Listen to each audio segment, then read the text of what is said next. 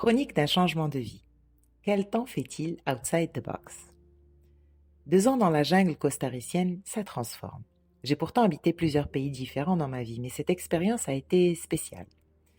Revenir dans l'urbain avec ses exigences de rythme soutenu, de bruit soutenu, d'agitation soutenue ont eu un effet suffocant. C'est comme si la jungle m'avait retiré l'immunité de supporter ce que je supportais avant, ce que je trouve maintenant plus que jamais être une façon de vivre qui est éloignée de la nature de l'humain. Je ne veux pas pour le moment vivre juste dans la nature. La nature nourrit, mais il y a tellement de choses dans ce monde que mon âme curieuse et amoureuse de la vie ont envie de découvrir que c'est pour moi un besoin d'aller voir ailleurs. C'est pour ça que j'ai quitté le Costa Rica. J'ai besoin de culture, d'apprendre, de découvrir. J'ai réalisé qu'en vivant sans constant stimulus urbain, j'ai pu me tourner naturellement vers mon intérieur, mes besoins, nos besoins, mon fils et moi. Les temps d'observation et de réflexion étaient disponibles parce qu'il n'y avait pas cette injonction permanente « fais vite, cours, il n'y a pas le temps, suis le mouvement ». Lorsque le trop-plein de mouvement s'arrête, qu'est-ce qui reste? Le moment présent et le cadeau de pouvoir être dedans. Ce que j'ai observé, c'est que plus il y a d'interactions humaines, plus il y a le potentiel de jugement, d'interprétation, de douleur. Dans l'urbain, tu ne peux pas faire autrement. La densité est telle que les humains s'entrechoquent en permanence. Mais comme j'aime trop les humains, il n'est pas question pour moi de vivre comme une ermite. J'ai remarqué aussi que lorsque je suis en vacances, en mouvement d'un endroit à un autre, être avec les humains avait moins d'impact. Comme si les conneries humaines glissaient mieux.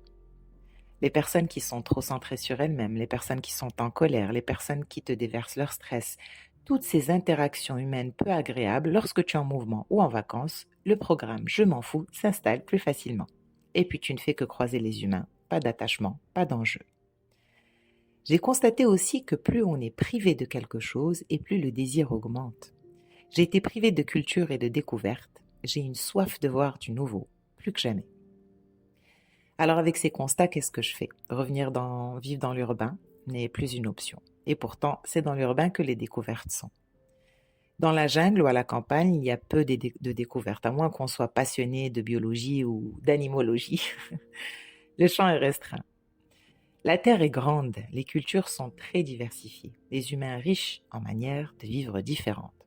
Mais vivre dedans nécessite des compromis auxquels je n'arrive plus à me résoudre après 2 ans dans la jungle. C'est plus fort que moi. Et moi, je suis importante. C'est la jungle qui me l'a rappelé. Alors je commence par m'occuper de moi. Pas égoïstement, parfois si. Mais je ne le vois plus comme de l'égoïsme, je le vois comme un juste équilibre. Avant, je partais de ce qui avait été dicté par ma société et j'adaptais au mieux. Maintenant, je pars de ce que me dicte mon intérieur et j'adapte le reste. J'en suis encore qu'au début de ce chemin et j'ai à cœur de te partager mes expériences, mes réflexions, mes prises de conscience. Juste retour des choses, parce que dans la jungle, j'ai pu prendre le temps d'écouter des podcasts de personnes qui ont fait des choix différents de vie. J'ai suivi des personnes qui vivent leur vie autrement et c'est grâce à eux que je me suis rendu compte que c'est vrai, je peux vivre ma vie autrement. Finalement, je suis maîtresse de ce que je fais de ma vie. Maintenant, c'est bien beau tout ça, mais je ne suis pas seule. J'ai le bonheur de partager ma vie avec mon fils, Bilal, 12 ans. Il a aussi des besoins.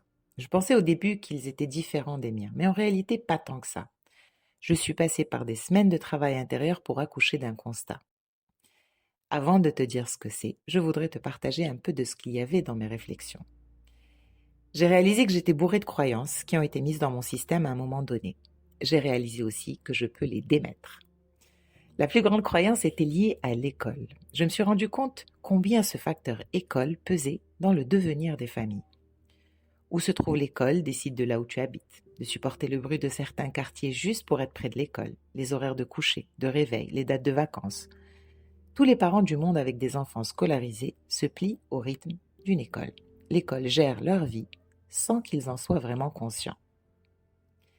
Encore quelque chose que vivre dans la jungle m'a permis de voir. Ça a toujours été là, mais je ne le voyais pas lorsque j'avais une vie urbaine. Je ne l'entendais pas. Trop de bruit, trop de courses, trop de fatigue dans la vie urbaine. Et puis tout le monde fait la même chose, alors j'ai fait pareil.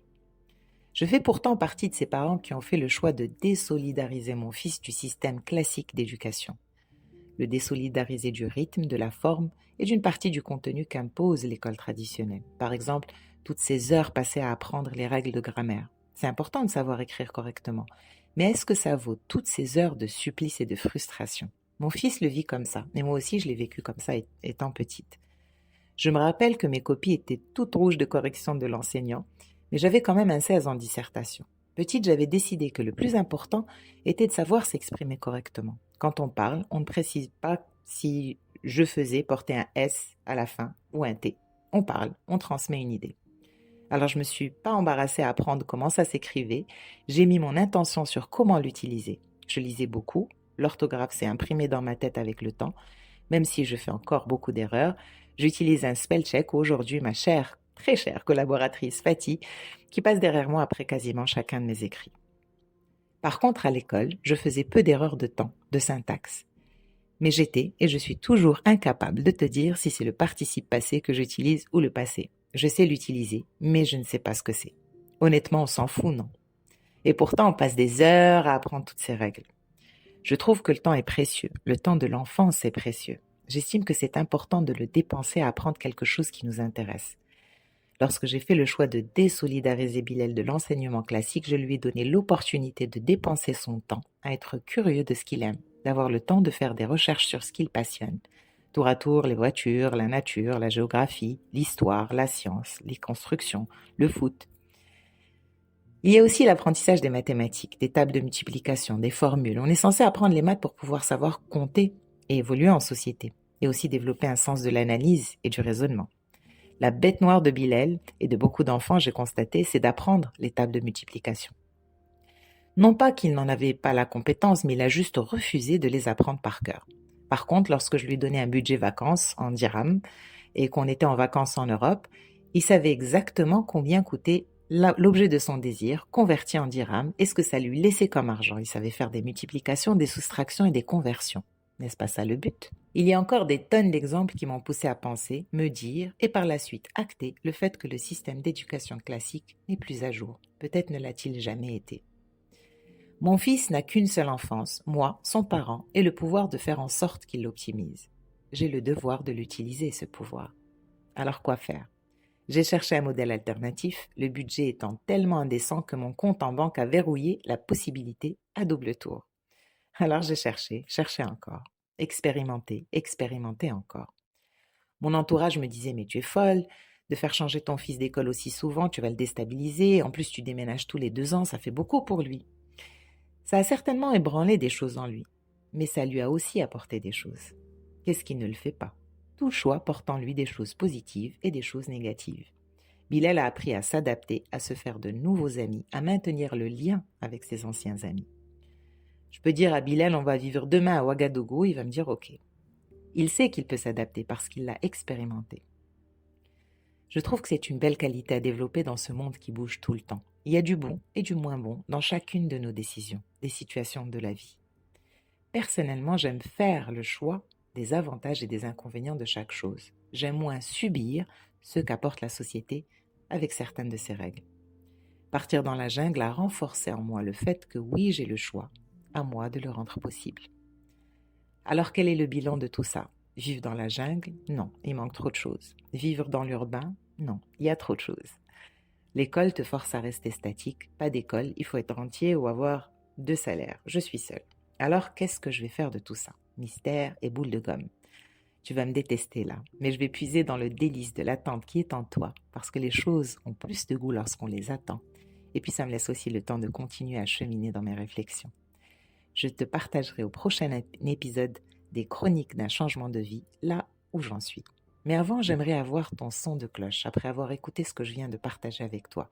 Comment ça résonne en toi? Si tu as des idées, ce que tu ferais à ma place? On co-crée?